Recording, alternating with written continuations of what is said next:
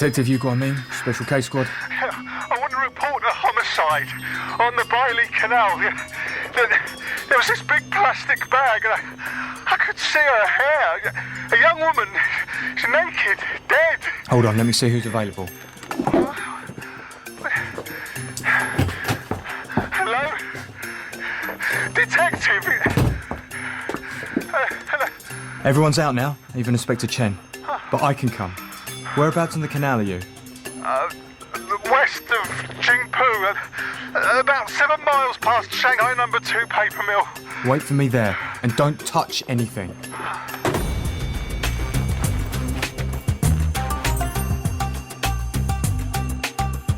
Inspector Chen, Death of a Red Heroine, by Zhu Xiaolong, dramatised by Joy Wilkinson.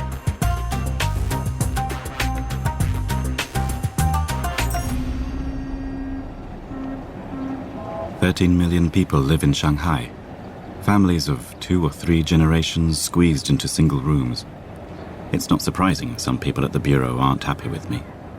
A single man gets allocated an entire apartment, ahead of those with longer service or large families. They think it's another instance of the unfair new Carter policy. Another instance of Inspector Chen's good fortune. The educated youth who had been spared re-education in the countryside. Allowed to stay in the city and learn English. Handed a good job at the Shanghai Police Bureau with opportunities, privileges. That's how it seems to them anyway. But things are never that simple. I try not to think about it.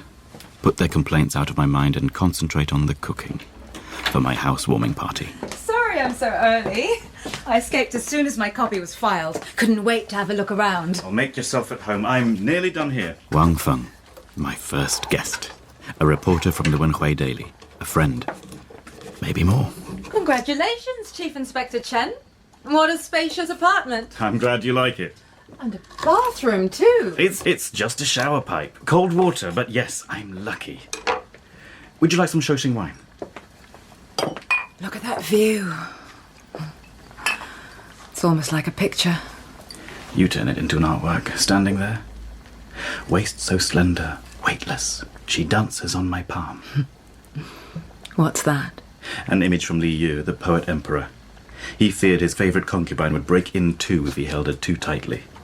His line fails to do justice to you. More bogus compliments from the Tang dynasty.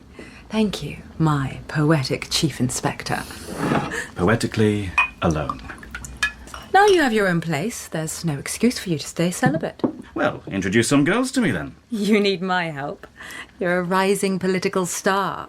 Thanks to your article. The people's policeman, saving the city by day and toiling into the night, translating poetry and mystery novels to broaden the horizon of his expertise. Are you sure that's my motivation? I'm sure the extra cash comes in handy.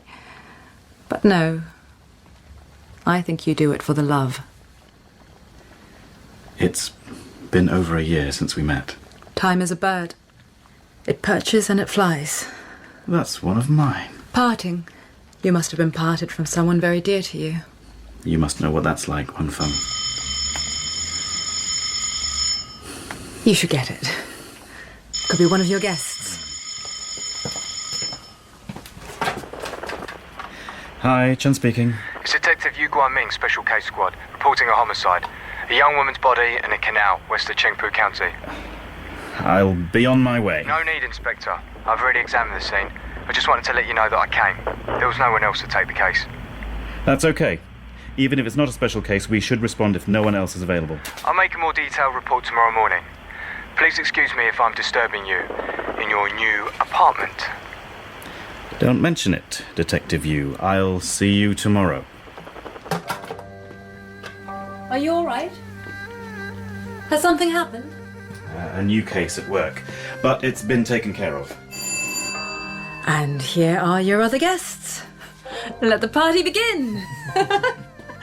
The zither, for no reason, has half of its strings broken. One string, one peg, evoking the memory of the youthful years. The party goes on around me, but all I can think of are those lines. Why? Because of the murder case? The young woman? A life wasted in its prime? The broken strings. The lost sounds. Was it about her? Or me? Nothing here is simple. Chinese cadres used to rise slowly, step by step. If someone reached a high level, they could stay there till the end. Now the new rules mean they have to retire. Someone young and educated can get promoted, move faster. The head of the Bureau's homicide department has retired, but no successor has been announced yet. I've been put in charge of the special case squad to prove myself. Good morning, Chief Inspector Chen. Here, my report. You must have worked late last night, Detective Yu. And early this morning. Go and get yourself some tea while I read this. Thank you, Inspector. The body.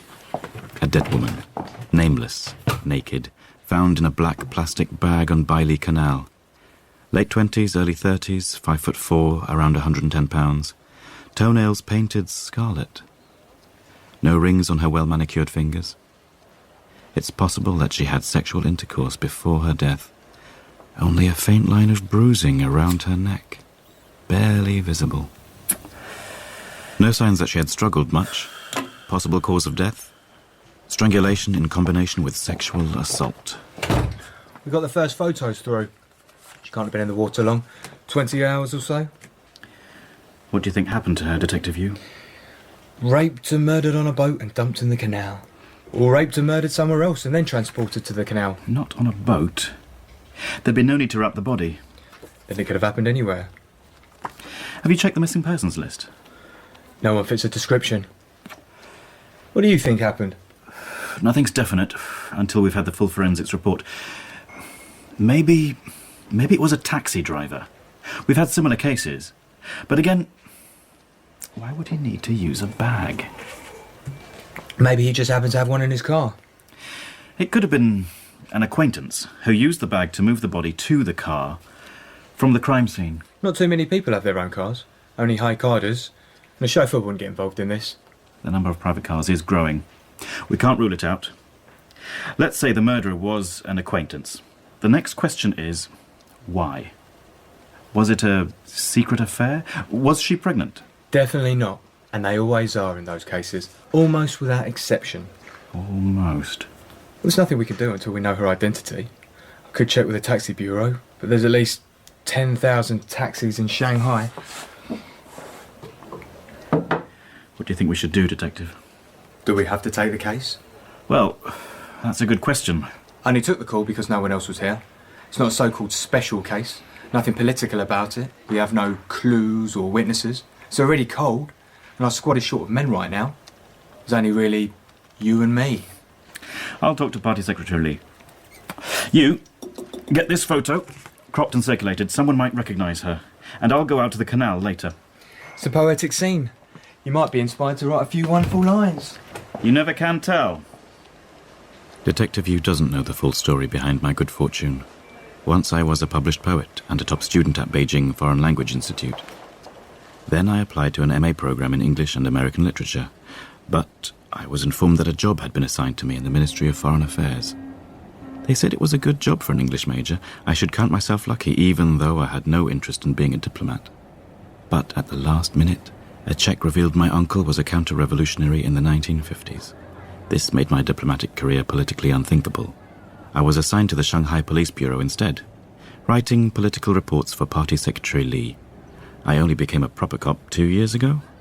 I've done my best, but my academic past, my rapid rise, and my literary pursuits, they don't endear me to people like Detective Yu. I have to prove myself to him, too. Is everything satisfactory with your new apartment, Comrade Chief Inspector?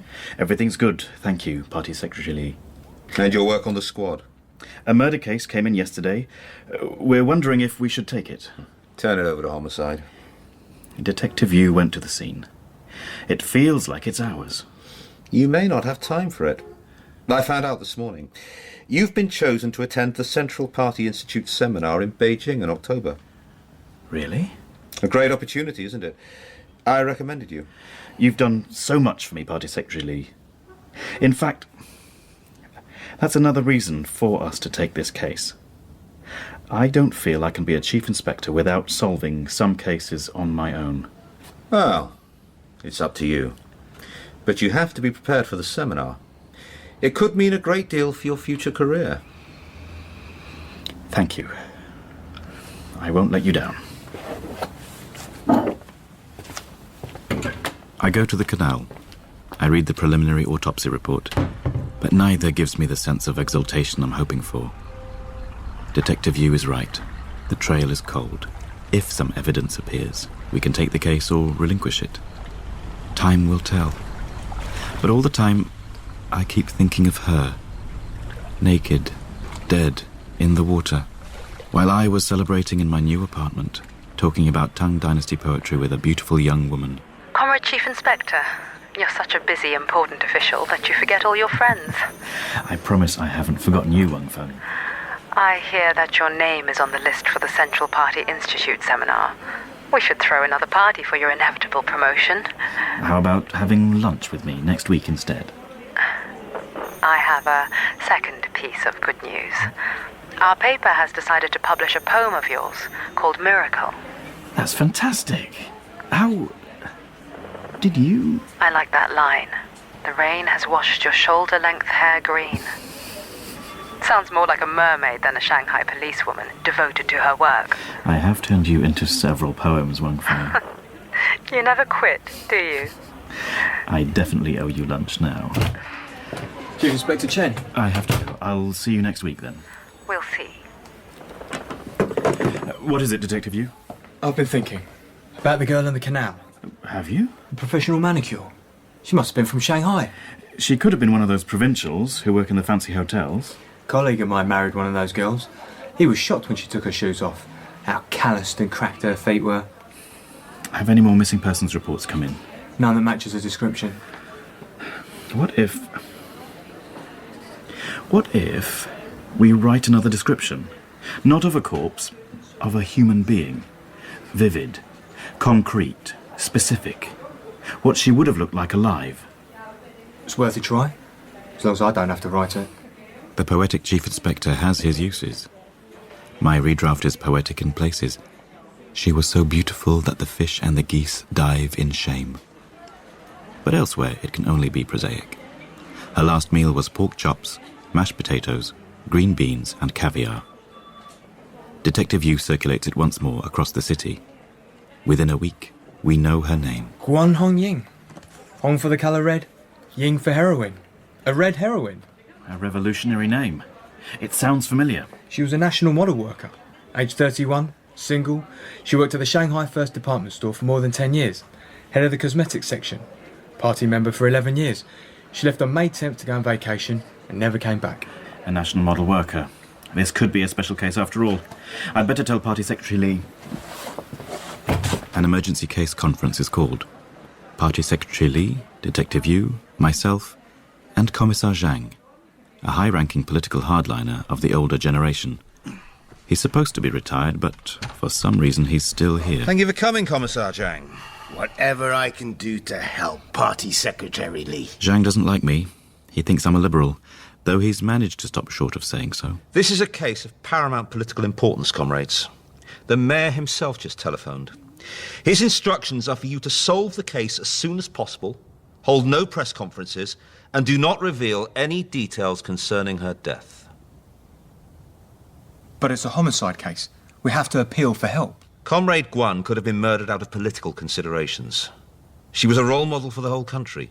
Her death is a symbolic blow to the public scrutiny of our socialist society. The way she was killed so brutally, it could damage the pure image of our great party. Quite so, Commissar Zhang. You will act as advisor for the investigation, which is to be led by Chief Inspector Chen with Detective Yu as his assistant. What if it's just a homicide case? Then we will still solve it. But we must be aware that it has sensitive aspects. It must be handled carefully. We understand, Party Secretary Li. With Comrade Zhang as advisor, I'm sure we will solve the case. May I speak with you alone for a moment? Very well. Good luck, Commissar. Detective Yu. Thank you, sir. Be sure to keep me apprised, Chief Inspector Chen. Of course, Commissar. I had understood that Commissar Zhang was to retire. In accordance with the new Carter policy. That is the policy. But with inflation, the cost of living, it can be difficult to live on a pension. The party is keen to take care of its old comrades. So as long as they're in good health, they can do some work appropriate to their age and still enjoy full pay. But it's not so bad. He is incorruptible. And it's in your interest to work with a comrade of the older generation. Just keep him informed on the investigation. You'll still have full authority. Thank you, Party Secretary. I can see what I'm in for. 4 or 5 phone calls a day from the Commissar, long lectures with quotations from Mao, Deng and the People's Daily. The constant suppressing of yawns. I hope Detective Yu is right and this is just a homicide. But how can it be? Isn't everything here political? Was Guan really that important? A national model worker is always important. Do you really believe that? No, I don't. It's just political myth-making. But I suppose it's needed even more now. A few upstarts live in luxury, many others struggle to get by. People need to believe in the selfless communist model. Those high carders and their children, the HCC, they have everything they want and take it all for granted. One was a pretty young woman, a role model, worth a lot to the propaganda ministry. I don't think this is political. I think she was attacked on her way to her vacation, raped and strangled to death by a stranger. Probably the taxi driver. Can you check back with the taxi bureau? I have a theory about rapists. Most are repeat offenders. Sooner or later they'll slip up and get caught. Until then, there's nothing the police can do without clues or concrete evidence. So we just keep waiting for more girls to die? OK. I'll check back with the bureau. Good. Then go to the Shanghai First Department Store, interview Guan's colleagues, and call the journalists who interviewed her for any recent press coverage. See if they have any insights, in strictest confidence. We need to find out everything we can about her. We need to solve this, Detective Yu, not because it's political, but because we're good cops, OK? OK. Detective Yu probably doesn't think I'm a good cop, but there was something, just for a moment. When I said I didn't believe in all the propaganda, he seemed surprised, pleasantly. Like I may have won a little respect. Perhaps I imagined it. No doubt in my mind, son. It's a cold-blooded murder case. Must we talk about this at the table, old hunter? Please, Guanming. Sorry, my love. There's nowhere else to talk about it, is there? I waited till Chen Chen left for school, at least. But I value my father's opinion. And yours. Delicious soup, Pei-Chin. It's steaming beef noodles with green scallions. Would you like some more, old hunter? Our party secretary thinks there's a political angle. Don't give me that. An old horse knows the way, as the saying goes. Thank you. If a murder case isn't solved in the first couple of weeks, the chance of ever solving it drops off to zero. Politics or no. The top brass won't give us a break, especially Commissar Zhang. Don't talk to me about him either. He was a pain in my backside for 30 years. As for your chief inspector, well, I can see why he wants to go on with the case. There's politics involved for him, his future. Yeah, he's so good at politics. Not like us. Oh, not against him, though. All those years I spent in the force, I can judge a man. Heaven is above his head, the earth is under his feet. I think Inspector Chen knows that. He's not that experienced, but he seems honest, conscientious and clever, of course. You're all those things too, Guanming. Where is your new apartment? You do too much for too little. I'm not like him, Pei-Chin. Maybe I was born a mistake. A snake can never become a dragon. Don't say that. You're my dragon. You always will be. Not at the table, please. It's all right, Father. I have to go to work, even if this investigation is futile.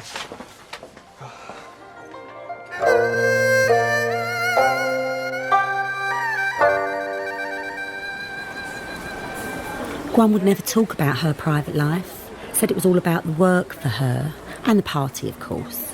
The first day I came to work here, she gave us all a lecture on the party's plain living tradition. She made a point of wearing no perfume, no jewellery, but a few months ago I saw her wearing a diamond necklace. A genuine diamond necklace? Well, I wouldn't know the difference. And I'm not saying there's anything wrong with it.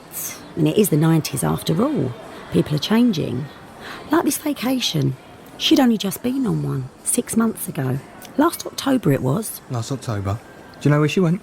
The Yellow Mountains, I think. Did you go there alone? Couldn't tell you. She swore she'd never dated anyone. But I can tell you, when she left for work this last vacation, she made a phone call. Do you know who she called? Well, that was her business, not mine. But it was only a short call, and then she was off. Was there anything else about her that night? Anything at all, Yacheng? However small it may seem.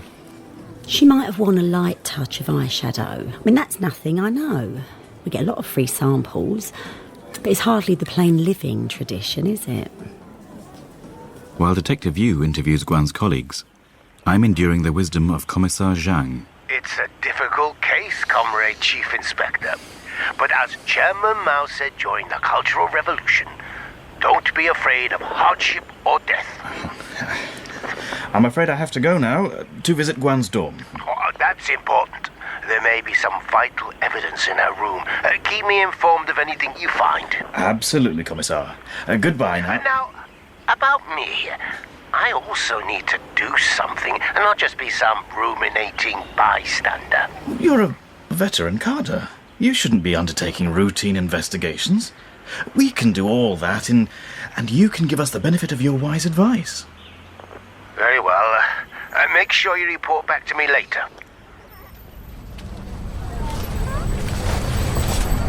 Guan Hongying's address is number 18, Lane 235, Hubei Road. I ask around, but no one's heard of the lane. Not even the old man at the phone kiosk, or the young hoodlums lounging by the grocery store. I check in with the bureau librarian. Discover the real name was Qinghe Lane, a notorious brothel in the 1920s. No wonder people have put it out of their minds. Guan's building was subdivided even before the revolution to fit in more girls. Small rooms, one bed in each. It was easy to turn such a place into a dorm after 1949. Now each room houses a family. Each floor has a shared bathroom. Its smell permeates the corridor, which is lined with stoves, pots, pans, piles of coal and cabbages. Guan's room is on the second floor, across from the bathroom. Not a desirable location.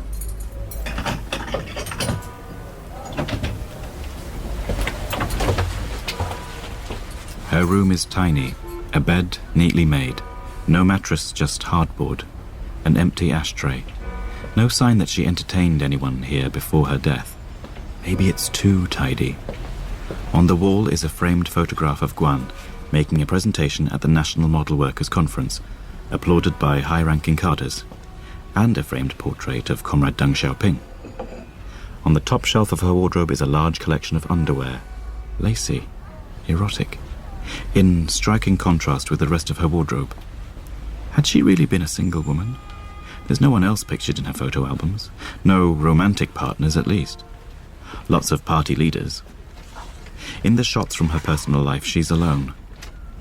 But who took this close-up of her wearing only a white bath towel?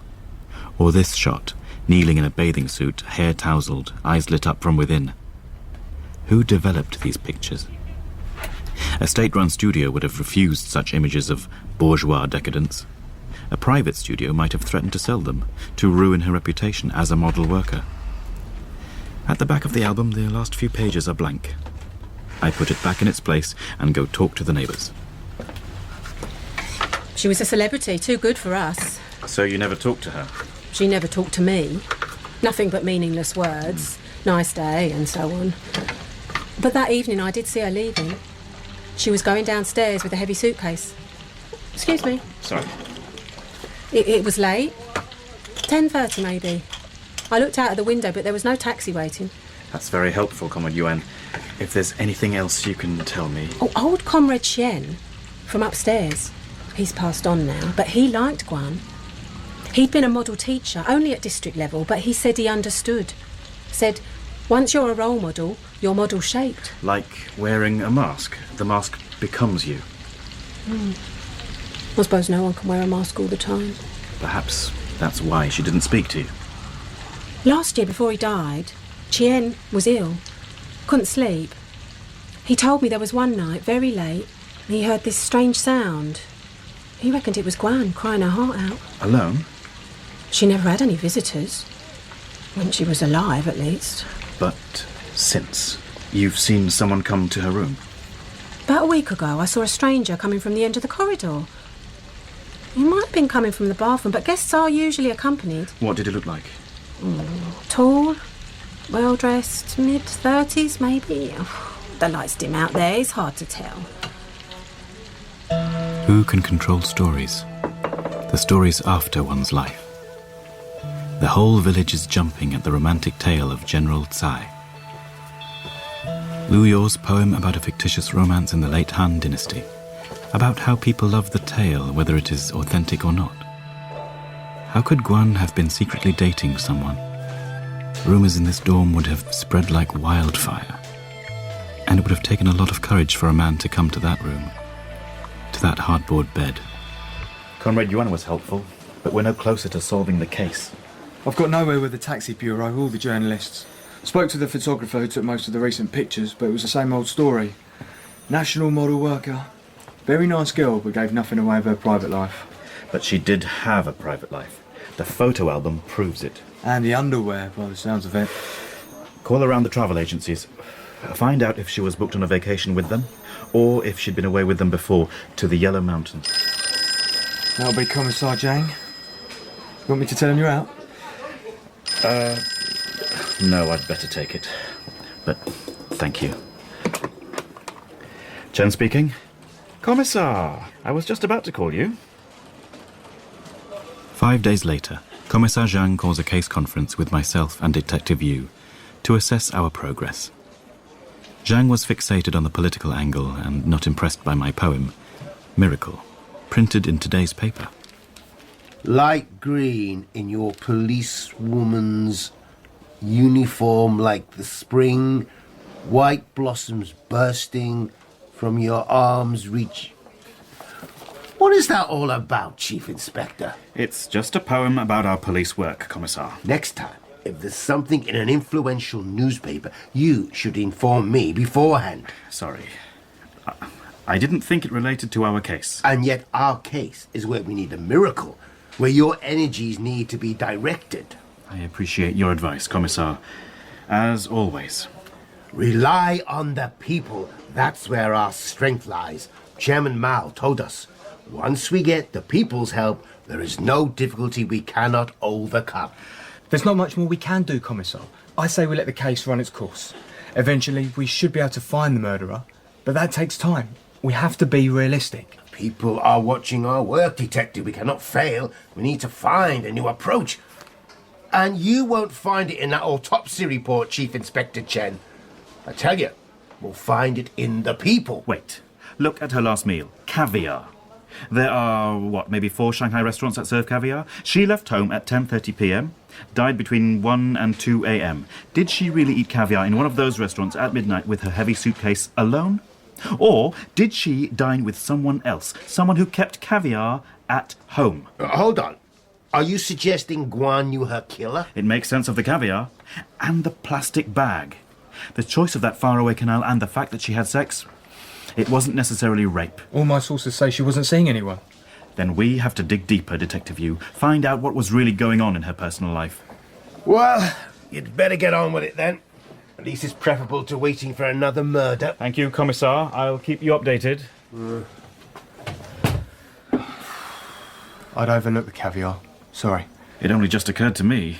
Otherwise, I'd have discussed it with you beforehand. Congratulations, Inspector. On the poem.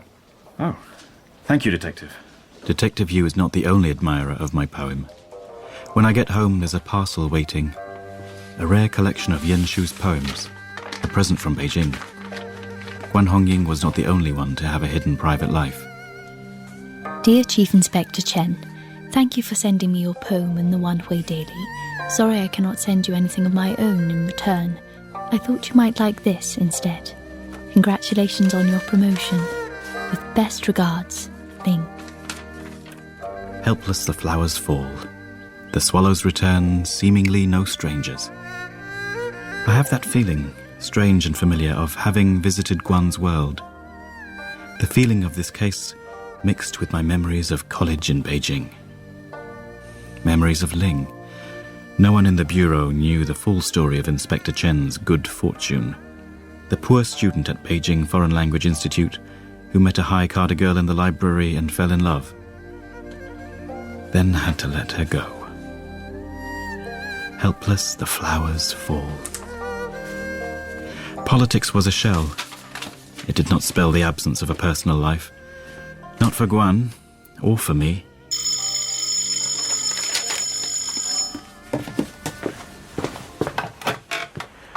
Chen speaking.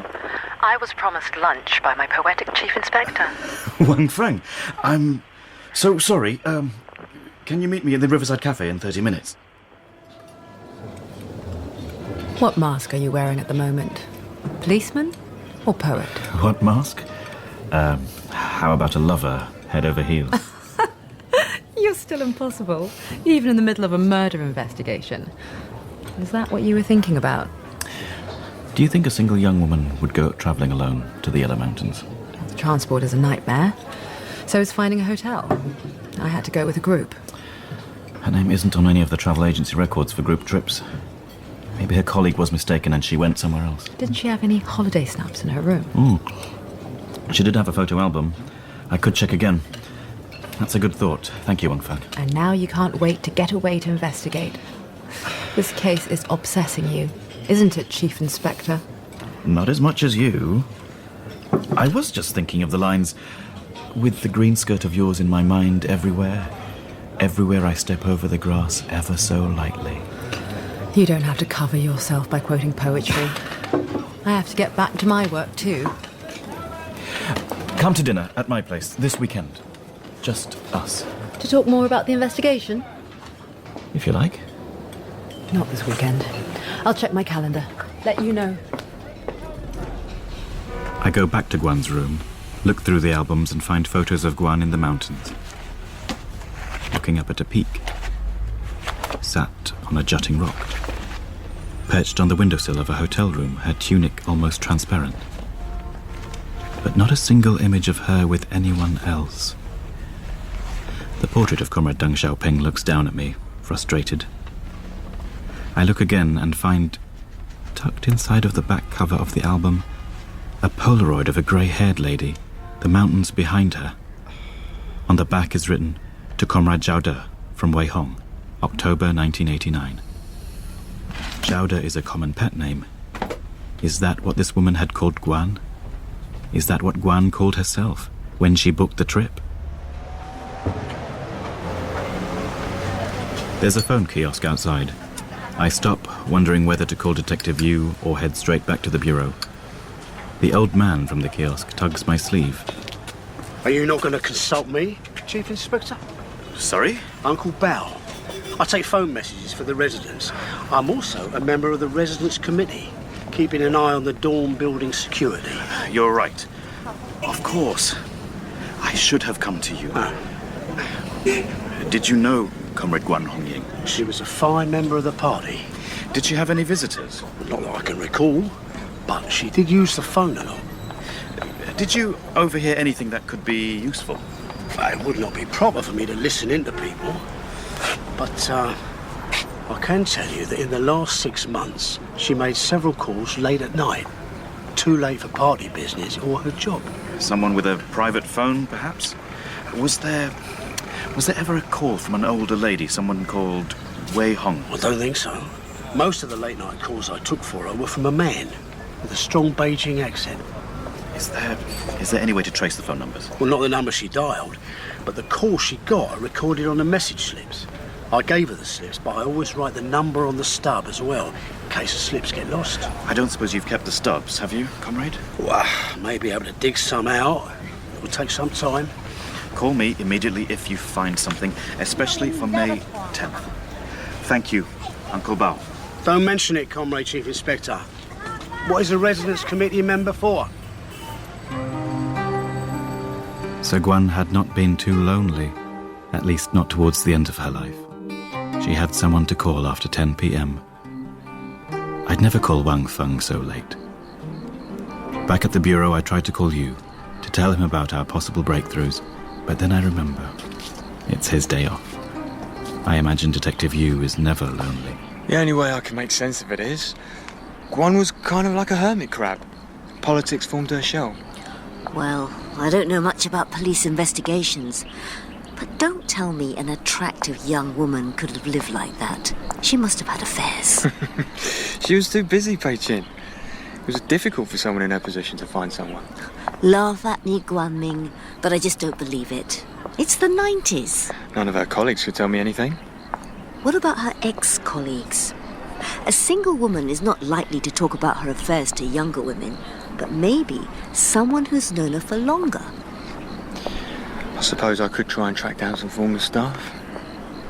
She sounds like your chief inspector. Surely an eligible bachelor like him must have someone too. Some say he's been seeing a reporter from the Wenhui Daily. He reckons it's just about an article. He wouldn't say if it was anything else, would he?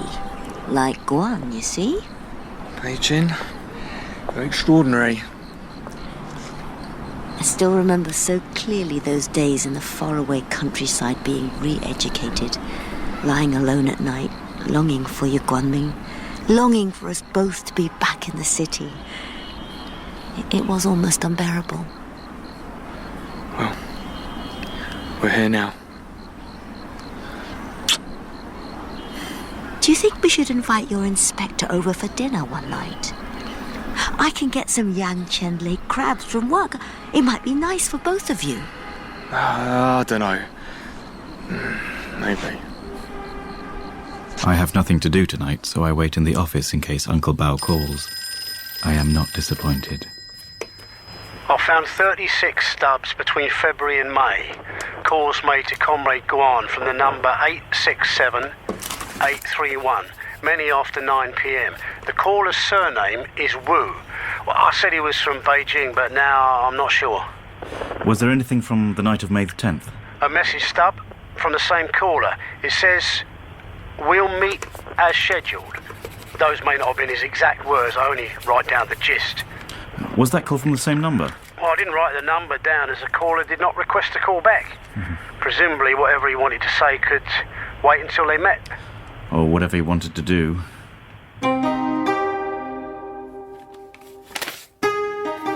The next morning, I'm waiting in the office when Detective Yu arrives. Good morning, Inspector Chen. You're here early? And late last night. Look. I show him the stubs from Uncle Bao. Fill him in on my latest discoveries from the telephone and travel bureaus. 867-831. It's a residential number. The telephone bureau says they're not authorised to reveal the owner's name without an official letter. And the assistant in charge of our official seal is off till Monday. So there's nothing we can do until then? I'm going to track down the tour guide from Guan's trip to the Yellow Mountains. I found the names Wei Hong and Zheng Xiaode on a group trip run by the East Wind Travel Agency. The guide was a woman called Little Xie Rung. She's left the agency now, but I have her last address, so I'm going over there this morning. Then I'll go to Wei Hong's, the woman who wrote on the photo. Find out what she knows, whether Guan had any company on the trip. I was thinking I should interview some of Guan's former colleagues. She might have confided in them more openly. Good idea. Let's catch up later. It finally feels like we're getting somewhere. That'll be Commissar Zhang. Will you tell him? No problem, sir. Detective Yu Guanming. Good morning, Commissar. No, I'm afraid you just missed him. Little Xie is my daughter. She was a tour guide, but now she's gone to Guangzhou. When will she be back? I don't know. Is she in trouble? She could be a witness. It's important I speak to her. Oh, please. Well, I'm sorry, Inspector. She wrote to me from the hotel saying she was moving, that she would send me her address, but since then I've had nothing. Are you telling me that you don't know where she is or what she's doing? Hard to believe, isn't it? And she's my only daughter. It's the modern age. Things fall apart. The centre cannot hold. Are you Professor Xie-kun? But retired, yes. Well, I hadn't expected a high-ranking police officer to know my work. The Modernist Muse is one of my favourites. Well, even Jie Rong hasn't read it. She has no interest in literature. And, oh, really, why should she when she can earn 3 times my salary working at hotels and travel agencies and, well, who knows what else? Could you give me a recent photo of her? Oh, of course. Please, if you find her, tell her I'm praying for her to come back. Here. I will. And I'm sure as the economy improves, people will change their minds about literature. You know what they say these days, the poorest is a PhD, the dumbest is a professor. I happen to be both. Forgive me if I don't share your hope. Honest intellectuals viewed as the poorest and dumbest. Goodbye. China is changing rapidly. Thanks for your help. But I have no time to worry about that now. I go to Wei Hong's apartment. I recognize the grey-haired woman immediately from Guan's hidden Polaroid. Comrade Wei Hong, this photograph was taken of you in the Yellow Mountains last October. Well, how did you get hold of that? You gave it to a woman you called Zhao De. Her real name was Guan Hongying. She was a national model worker. Her name was definitely Zhao De. That's what her Xian Shung called her. She had a boyfriend with her. They travelled together and shared their hotel room. I assumed they were married. Do you know his name? She called him Little Tiger. Just a nickname. We were never formally introduced. Was he tall, well-dressed, with a Beijing accent? That's right.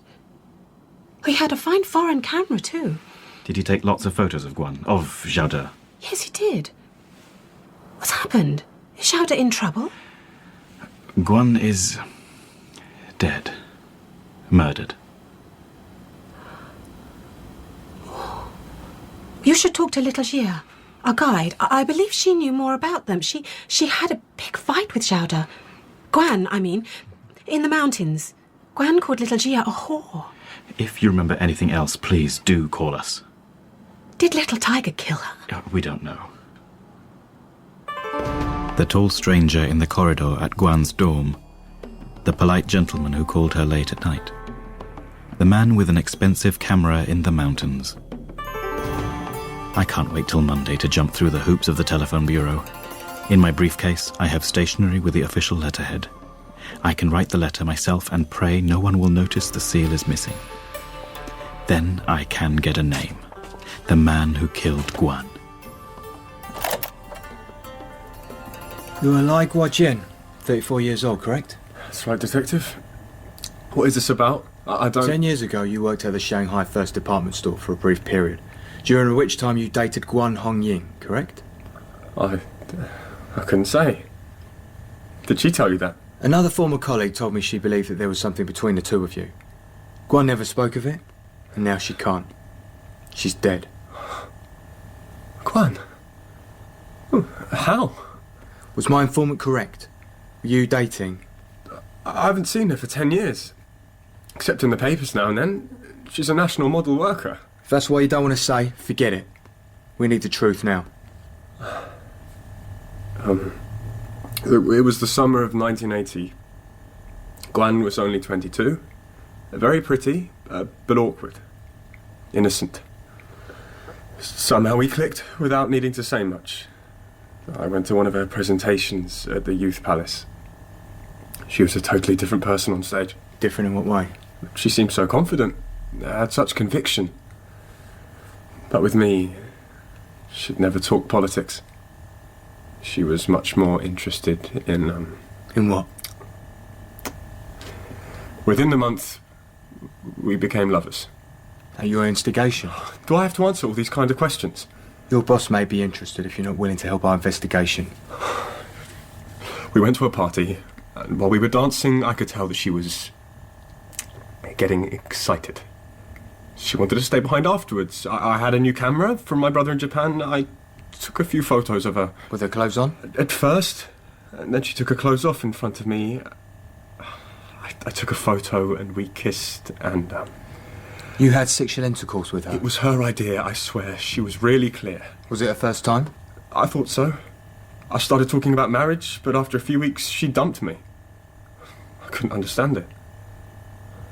I started to wonder if she might be a nymphomaniac. Was there anything abnormal about her sexual behaviour? She was uninhibited.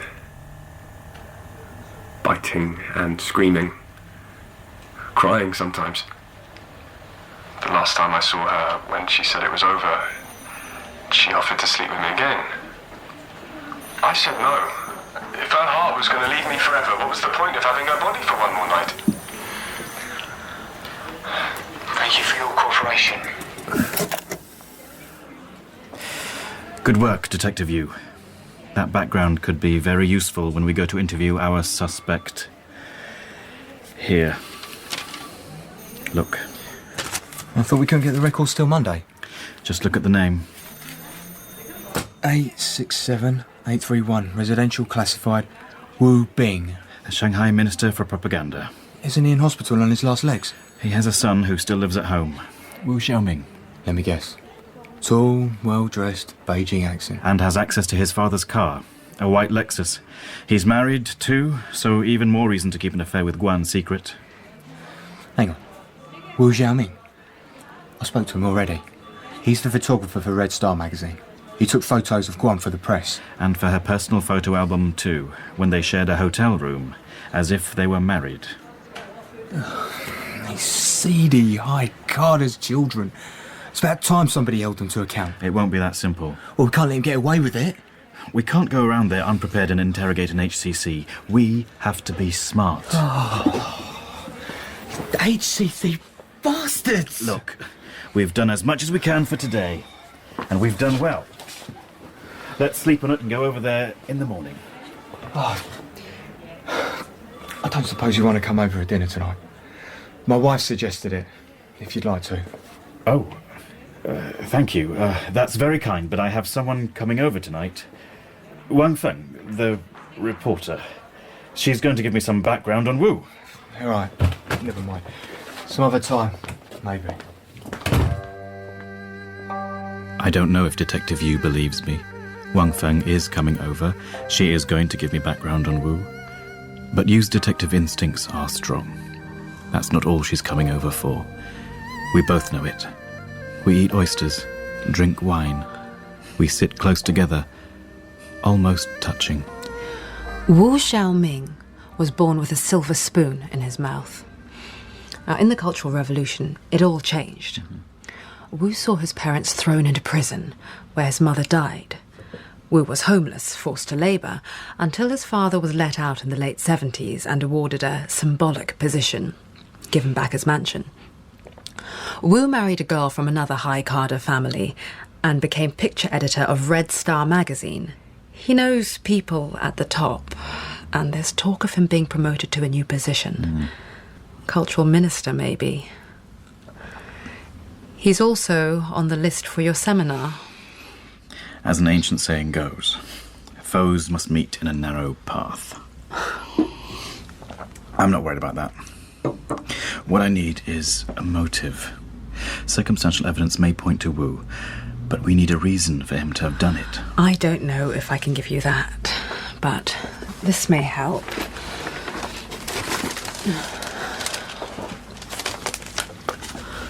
I ran a search on his work. There's lots for Red Star, the Evening Post for us, and then there was this. Flower City magazine. Fashion shots. Semi-nude. Not illegal, but controversial. In some, you can't see the girls' faces. You think one of them might be Guan? It could at least give you a reason to talk to him, but... Be careful. I know. Thank you, Wang Feng. Now I have to ask you a favour. Anything. You've never asked me about Yang, my husband. Neither of us have ever mentioned Yang. He defected to Japan and never came back. Even if Wang Feng gets divorced, her file will be stained. A woman who has been married is not culturally desirable, not for an emerging party member cadre. But what is the point of being a chief inspector if I can't be with a woman I like? We're very close now. Her leg touching mine. I've never asked because it's not important to me. His college is demanding compensation for his education, salary, everything. I have to pay, or I can't get the document for my passport. I wondered if you could perhaps say something to the passport department of your bureau, so I can get one without the document. You want to get a passport to go to Japan? I have an authorised application from my work unit, but I need one from Yang's too. unless you can help. You want to be with him? There's not much between us, but he's got a job for me at a Chinese TV station in Tokyo. A promising career. But you have one of those here. In which I have to pile lies upon lies to report news in the party's interest. Things are changing. Sure. When I'm old and grey, I may get to write what I want. But I'm not like you, Chen. You can really do something here. A candidate for the seminar can go a long way in China. I can only hold you back. This is the best thing for us both. And even if it's not, you're still going to Japan? Not straight away. We can be together. Tonight. The words come back to me from the tape. If her heart was going to leave me forever, what was the point of having her body for one more night? What is the point? Chen, are you angry? I don't think it's good for us to see each other. Not this way. We can stay friends. I'll speak to the passport department. See what they can do. I know how much I owe you. What's a friend for?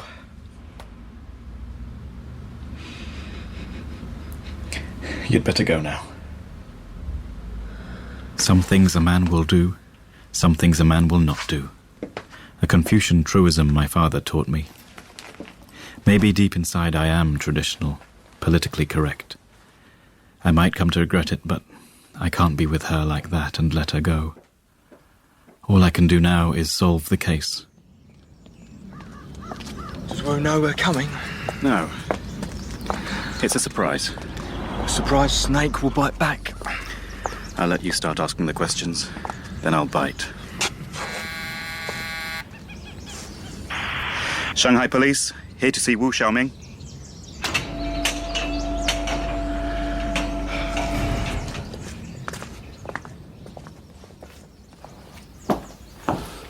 Good morning, Chief Inspector Chen. And Detective Yu, I believe we've spoken on the phone. Yeah.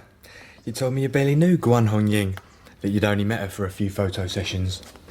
I'm not sure exactly how long we spent together. Sometimes you have to take a lot of shots.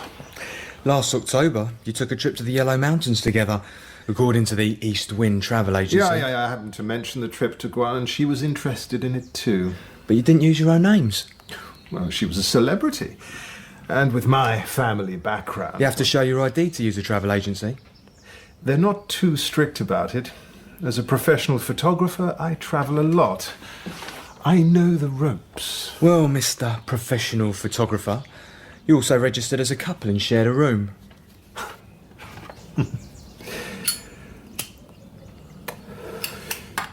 It's not what you think. What do we think? Tell me, Comrade Wu Xiaoming.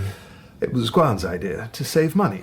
There was a discount for couples. Buy one, get one half price. That's all there was to it. You didn't have sex with her?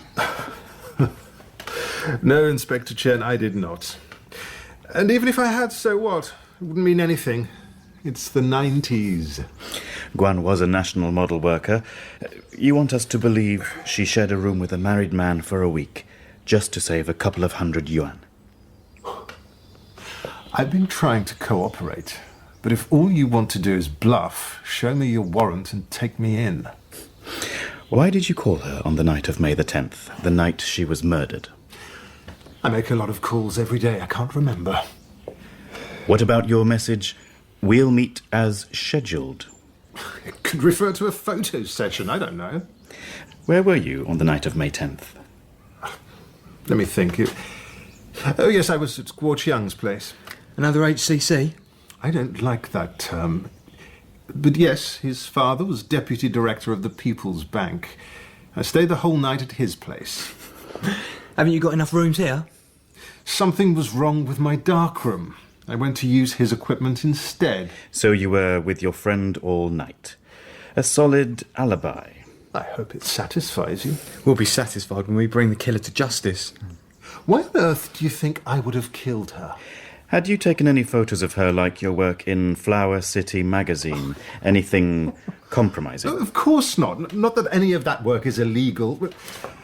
Really, comrades, you're wasting my time and yours. We will see you again soon. I have to be in Beijing for some government duties. You may have heard I'm in line for promotion. I'm sure we'll find a way to get hold of you. No need to show us out. Oh, are you sure? The Wu Mansion is huge. Some people have lost their way here. We're cops. We can find our way, however hard it is.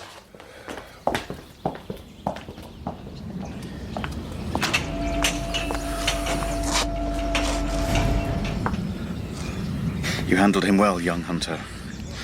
That bastard's the murderer. But what was his motive? She wasn't pregnant, there was no other man.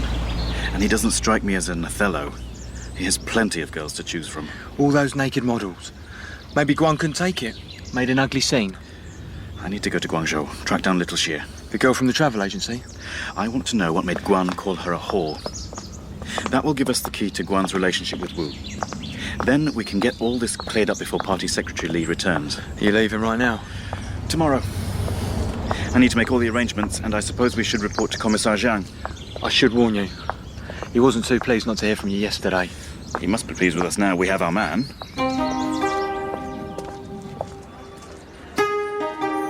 You should have shown me these pictures before. We thought they might turn out to be a false lead. You should have spoken to me before going to Wu's residence.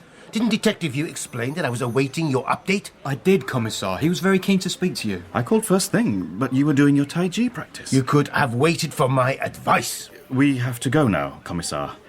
I have to arrange my visit to Guangzhou, and Detective Yu You has don't just... need to go to Guangzhou just because of some tourist squabble.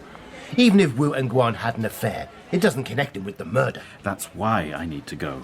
To make the connections. He has an alibi. From his HCC friend trying to cover up for him. Some high cadre's children may have acted improperly, but it's an outrageous lie that there are many corrupt HCC in our socialist China. You are being utterly irresponsible. Comrade Commissar Zhang, we have nothing but respect for our old high cadres. But you're still going to Guangzhou. Have you considered the consequences, politically, if Wu Bing's son is a homicide suspect? Everyone is equal before the law. I'm not happy with how you two are conducting this case. Detective Yu's lackluster attitude. I will be recommending to the party committee that he be replaced. It's all right, Detective. If people don't like the way this investigation is going, I'm the one responsible. It's not just this case. It's your poem. I've been going over it. A rubric turns pure chance in your hands, and the result, like any result, is called history. I'm glad it's made an impression, Commissar. Chairman Mao said that people alone make the history. How can you say history is the result of a rubric? Is the poem about Tiananmen Square? It's about our police work. I believe you are a liberal, Chief Inspector Chen. Are you going to fire me? You know very well I can do no such thing in the absence of Party Secretary Li. Then I have 3 days left when I'm still in charge of this case. I will go to Guangzhou and update you on my return. Thank you for your insights, Comrade Commissar. Something must be done. Thanks, Inspector, for standing up for me. I could come to dinner tonight, if your offer still stands.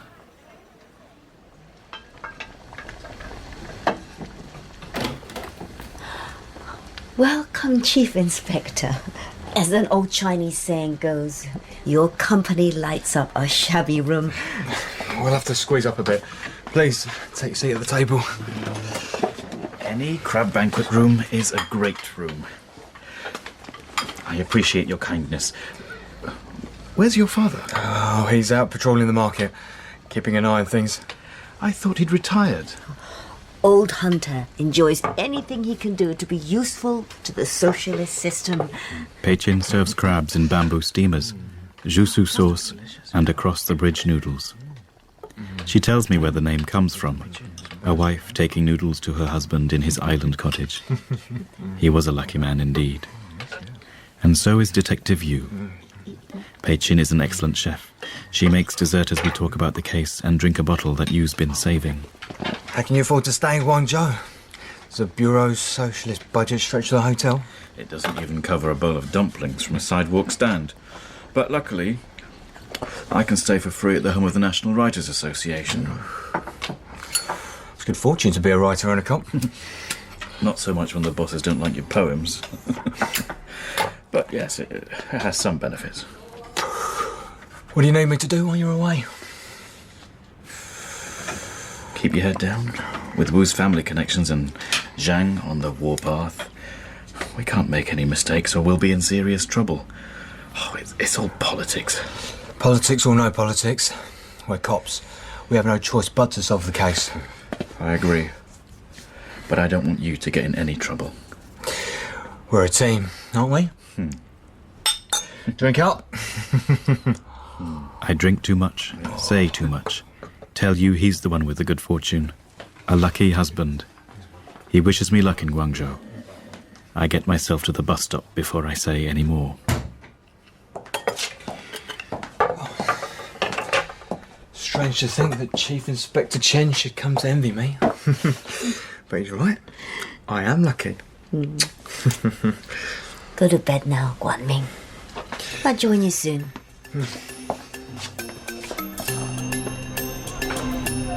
The police in Guangzhou are friendly, but no help. There is no record of little Jia. I search the tourist districts, but end up back at the writer's home each night with nothing.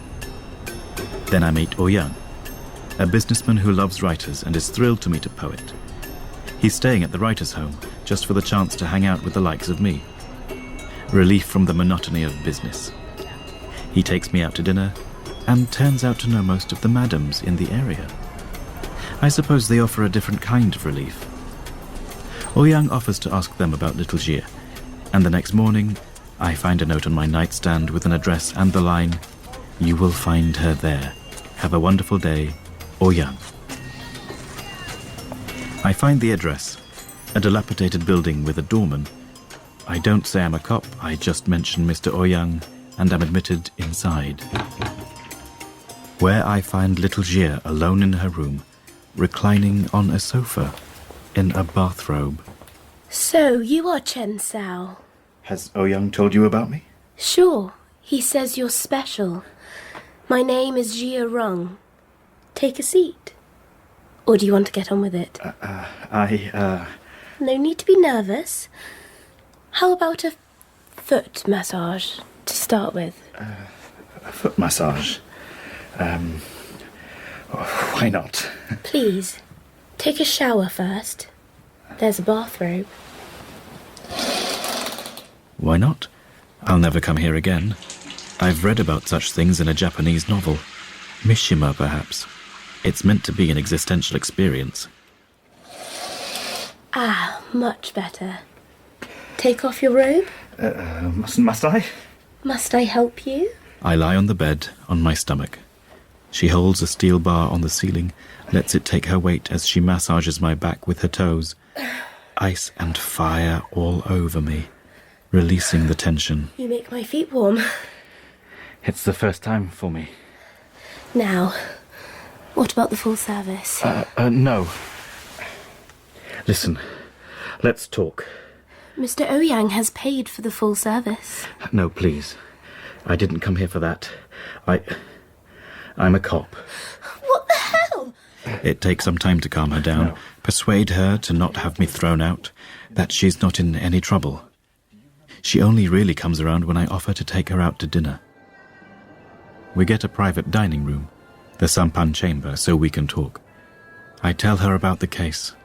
Little Jia stares at me in disbelief. You know who his family is, and you still think you can bring Wu down? It's my job, as a cop and a poet. Poetic justice. So, please, tell me everything you know. It was the second day of the trip. I saw a light flashing in their room. I peeped in. It was a camera flash. He was taking pictures of her. She was nude, on all fours, legs wide apart. I was shocked and intrigued. She blushes, still the girl she was before all this beneath the mask. Wu approached her, offered to take photos. She declined, but he persisted, said he saw something special in her. Lost innocence. He used up 5 rolls of film on her, before Guan found out. She went crazy, but so what? Wu told me she wasn't his wife. I said, pee your chaste pee and see your own reflection in it. That's when she attacked me, scratching, screaming, as if she was a jealous wife, as if he really was her unfaithful husband. It was horrible. Is that why you left the travel agency? If I was going to be a whore, I might as well get paid properly for it, right? Your mother is worried about you, Zhirong. She wants you to go home. And do what? Study literature? Please, take care of yourself, little Xi. I get back from Guangzhou on the same day that Party Secretary Li returns. I give him my full report. Everything from the phone records and the mountain trip to what little Xi had told me. To issue a warrant on the murder charge. Taking nude photos of Guan amounts to a Western bourgeois decadent lifestyle. A fashionable charge. But now, Chief Inspector Chen, we need to discuss a report made against you. Against me? About what? Your Western bourgeois decadent lifestyle, no less. During your stay in Guangzhou, you visited a massage salon. To interview the witness. That was where she worked. I've seen the receipt. You paid for the full service. No, Then you visited a private dining room with a prostitute. Was I followed? The Internal Security Service had been alerted to concerns about you. Is this about Commissar Zhang? If you've done nothing wrong, you don't have to worry. Comrade Party Secretary Li, it was you who introduced me to the party. If you don't trust me... I've told Internal Security that all you did in Guangzhou was necessary for the investigation, that you discussed it all with me. Oh, thank you. I am most grateful. They were talking about making a formal complaint. That's why I had to go out of my way. But I don't think there's any more I can do. I promised that you'd be busy with something else. You want me to drop the investigation? That is what I have promised them. But this is a murder case. Why would Internal Security come after me and not after a murderer? This is no ordinary murder case. If your hypothesis is correct, think of the effect on the party's image.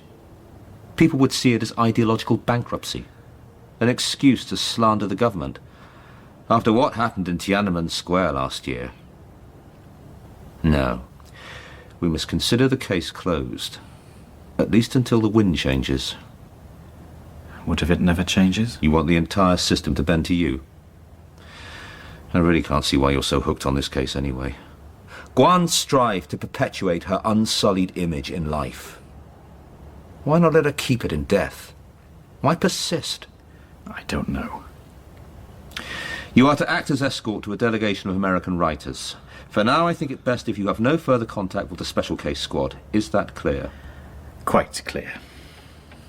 Thank you, Party Secretary Li. It won't be the first time, nor the last, that a police officer stops halfway through an investigation. What's the big deal? At worst, I'll lose face. At best, I might save my own neck. Party Secretary Li is not alone in wondering why I persist with this case. I go home and fall asleep, still asking myself, why?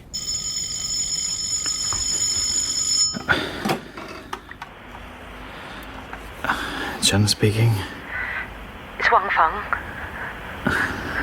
I know it's late, but I just found out your passport people turned down my application. Sorry, I tried. I don't care about the passport. I'm worried about you.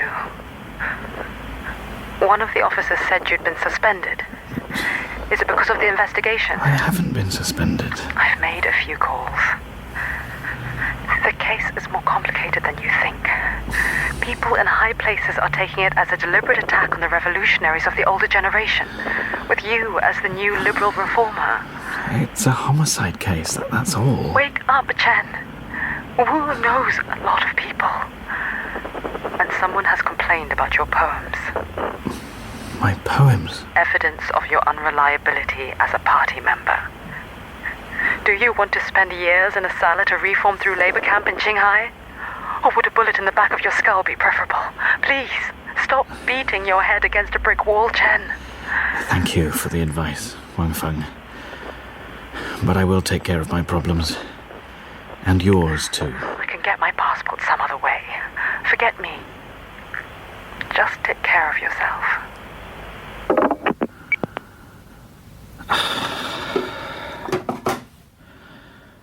I know she's right, but the truth is, I have no idea how to take care. A complaint has been made. Wu's connections are so high level. Party Secretary Lee can't help me anymore. Wang Feng can't. Detective Yu... Who else do I know? Time is a bird. It perches and it flies. Since we parted, I've never asked Ling for help. That's not how we are, how we were. The poor student and the HCC, not like Guan and Wu. We were innocent, naive. Maybe that's why I persist with this case. I'm too naive to be a cop. The poet in me has never stopped believing, hoping. I still have some of the official letterhead in my briefcase. I write a letter to Beijing. I don't want it to seem personal. This is serious business, in the best interests of the party. It's the last card I have to play, my last hope. After all these years, its value might only be in my imagination. But I have to believe. Yesterday's dream is driven by the wind. Yesterday's wind is still dreaming the dream. 5 nights later, I escort the American writers delegation to a karaoke at the Sichuan Garden restaurant. I'm standing at the bar watching, when I see a woman coming towards me. She's older but still pretty, blushing, shy. I blush too as I realize it's Pei Chin. Could I dance with you? I would be honored. Guan Ming could not think how to contact you. Old Hunter is sure you're being watched, so he had to find some way to tell you about the case. The case is closed. Yes, but someone called from a gas station near Shanghai Paper Mill. A witness who saw Wu's Lexus in Qingpu on the night of the murder. He has a copy of the gas ration coupon the driver used. It can be matched to the car's registration. Old Hunter is doing shifts with the traffic patrol, so he's keeping an eye out for the Lexus. If Wu is busy securing his ministerial position in Beijing, then someone else must be driving it, whoever drove it for him on the night of the murder. That's incredible. Keep dancing, Chief Inspector. There is more. Guan Min tracked down a model from Flower City magazine who saw Guan at one of Wu's house parties. She can give a witness statement. But the case is still closed. For Guan Ming and for you, it's not over, is it? There is a chance I can do something, but we need to be very cautious. Tell you not to disclose this information to anyone, not even Party Secretary Lee. I will. I better go now. Thank you, Pei Chin. And please, thank your husband from me for letting me dance with his beautiful wife. How wrong I'd been. Detective Yu could help me. He is not the only one. When I get home, a large express envelope is waiting, a reply from Beijing. The letterhead is that of the Central Committee of the Chinese Communist Party. The writing is businesslike. Mostly. Dear Chen Sao, I'm glad you've written to me. I've spoken to the head of the Public Security Ministry. He trusts you wholeheartedly and assures you that something will be happening shortly. I think he is right. Time can make a difference, and time flies. Yours, Ling. P.S. I told Minister Wen I was your girlfriend because he asked about our relationship. You know why I had to tell him this. I never expected her to help in this way. Politics had kept us apart, her father rising fast in the party's Central Committee. We knew we had no future together, but had we ever really parted? Has politics brought us together at last? She must have realized how desperate my situation was and used the power of her high Kader family to help exonerate me. At what cost to herself, giving up any chances with the men dancing around her. With Ling as my girlfriend, I now have connections in Beijing, just like Wu. One HC's son versus one HC's daughter. The next week I am called to Party Secretary Lee's office. Not much time has passed, but things are already different. Take a seat, Comrade Chief Inspector.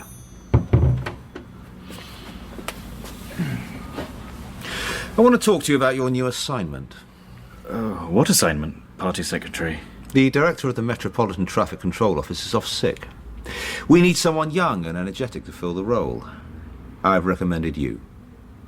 Me? As temporary acting director. Everyone has agreed.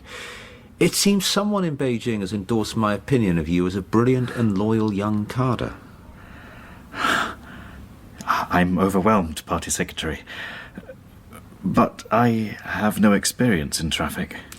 This is an emergency posting. If something were to change in regard to the Guan case, well, we would have to discuss that and I'll see what can be done. I give you my word, Director Chen, as an old Bolshevik. I understand, Party Secretary Lee. Thank you. It could be a trap. It's easier to demote me from a temporary position. Easier to connect me with malfeasance in traffic. But Lee trusts me. Even in the darkest of times, people have still trusted me. Lee, Ling, you, Pei Chin, even old Hunter, who I've barely met. Perhaps now I should trust him. One of the causes of traffic accidents is people driving without a license. I want you to choose one particular area and stop cars for checkups. Don't just give the violator a ticket, old Hunter. Take him into custody, whoever he may be, and impound the car. Good idea. You have to use a strong drug for a desperate disease. My suggestion is to start with Hanshan Road. Near the High Carter residences. No problem, Director Chen. And report directly to me. Like father, like son. Our detective you can assist, if it seems appropriate. Thank you, Director Chen. I'll get to work. I get to work too. I make sure no one is following me, and I go back to Qinghe Lane, one last time, to Guan's room. If Guan had something to hide from Wu, where would she have put it? Comrade Deng Xiaoping looks down at me from his portrait. I take it down, remove the board at the back, and find pictures of Guan. Naked, gagged, handcuffed. Some with Wu, some with a different man. With women, one wearing only a mask, manacled to a wall. Words are written on the back of them all. 14th of August. Somewhere between ecstasy and fainting out of fear. 23rd of April. Bleeding and screaming like a pig, then writhing like a snake. A national model worker, 3 hours after she delivered a speech at the city government hall. A mask for a model. A model for a mask. Guan got hold of the pictures that Wu had used against her. She was going to use them against him. That's why she hid them. That's why he killed her. That was the motive. Director Chen, this is Gua Chang. He was driving a white Lexus without a license. Driving without a license is a minor offence. The Lexus belonging to Wu Bing. Excellent work, old Hunter. You can leave him with Detective Yu and myself to deal with. My last piece of advice to you, young comrade Guo, use your brains. The game's over. What game? A cooperative witness may get leniency. Have the car examined, especially the trunk. No problem, Director. What's all this about? Don't you know who I am? You're Wu's alibi for the night of May 12th, the night Guan Hongying was murdered. Isn't that right? Look, just give me a ticket. In You've your got no testimony, right to... you swore that Wu's car was parked outside your home all night. But this gas receipt and our witness prove otherwise. Did you provide a false alibi for your friend? If this is about Wu, talk to him. Leave me out of it. I wish I could. But look, isn't this you in the photo? With Guan Hongying, the murder victim? Go on, please. Take a look. Refresh your memory. I don't know anything about this. Think about what old Hunter said. Use your head. I didn't kill her. You've no evidence to prove I did. The picture alone will put you away for years. Plus your false testimony. 15 years, I'd say. And I'll make sure you have a wonderful time in there. You're threatening me. Think about your family, your wife. If you tell us what Wu did that night, a deal may be possible. This time I call the emergency case conference. Party Secretary Lee, Detective Yu and myself, and Commissar Zhang. He's still seething at my good fortune, but surely now even Zhang will see I was right to persist, to believe in justice. Wu's alibi has collapsed. It turns out Wu was in a rage with Guan after she tried to blackmail him. Told him to divorce his wife or she'd reveal the photos. Wu showed up at Guo's house on the night of May 10th, but it was later than he first testified. Wu had plenty of time to kill Guan before he got there. That doesn't prove that he did it. The hair that we found in the trunk of his Lexus does. A long strand of black hair. Guan's hair. You're positive? Forensics has confirmed it. Guo will testify about the false alibi and the pictures. We have motive, evidence, and a witness. A witness who was a self-confessed liar? How do we know this Guo didn't commit the murder himself? Guo was at home all night. Wu bribed him into lying, promised he'd pay him back with interest when he was promoted to cultural minister. Bastard HCCs. How dare you, detective? Sorry, Commissar. We just want justice to be done. I am prepared to resign if this case cannot be concluded. Oh, it will be concluded, trust me, comrades, and justice will be done. But this is an unusual case, and it does not come at an ordinary time. May I offer my advice, Comrade Party Secretary Lee? Of course, Commissar. If arrests are to be made, it will be better for internal security to make them. But it's our keep case. Their special case squad out of it. Their unorthodox methods may have solved the case, but from here on in, the party needs control of the matter. Party Secretary, please. Commissar Zhang makes a good point, comrades. Unusual cases require unusual solutions. You've done fine work, Director Chen. Shown great intelligence and persistence. It will not go unnoticed. But now you can leave the case file with me. So what? We just forget it? Don't even get to see the look on his face? Detective. I'm sorry, I don't talk politics, but this isn't... There is nothing we can do. As long as he is arrested. He will be arrested, won't he, Party Secretary? Go home, Detective Yu. Spend the rest of the day with your family. And Director Chen, you need to prepare for the seminar. Thank you, Party Secretary. Thank you, Party Secretary. Director Chen, we'll make sure that Miss Wang Feng's application for a passport is processed. Thank you. I go to the Central Party Institute seminar, still wondering if the arrests will be made or if the case file has been buried. Perhaps Wu will suddenly appear among the delegates in his new role as cultural minister. But instead, a different HCC appears at the door of my hotel room. Ling. It is so difficult to meet and also difficult to part. The east wind listless and flowers languid. Ling, I don't know what to say. You don't have to say anything. You've no idea how grateful I am. Oh, don't say that either. It is not so bad that I have to call myself your girlfriend once again, is it? I've missed you. I leave in the morning. We're only together tonight. There's no point repressing ourselves any longer after the years we've wasted.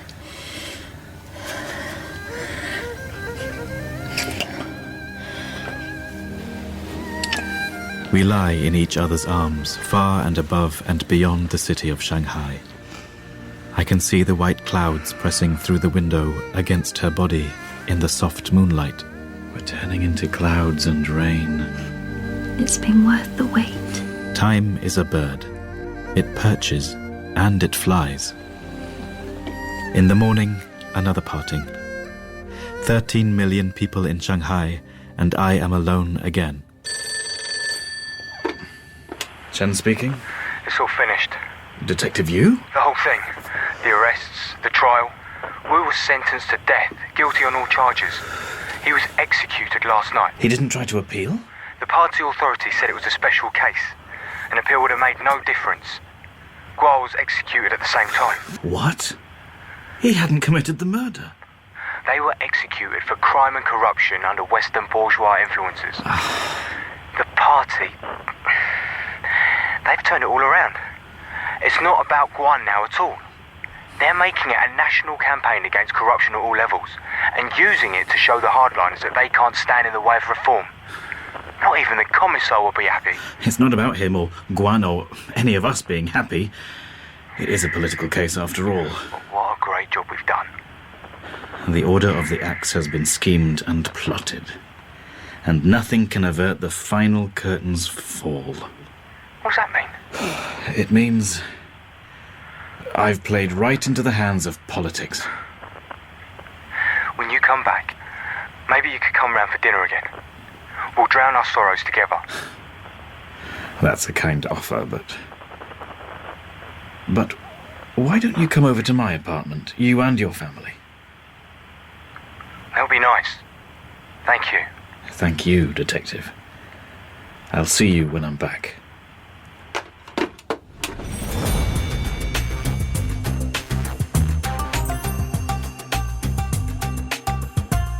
In Death of a Red Heroine by Zhu Xiaolong, dramatised by Joy Wilkinson, Inspector Chen was played by Jamie Zubairi, Detective Yu by Dan Lee, Party Secretary Lee by Daniel York, Commissar Zhang by David Yip, Wang Feng by Chipo Chang, Pei Jin by Sarah Lam, and Old Hunter by David Hounslow.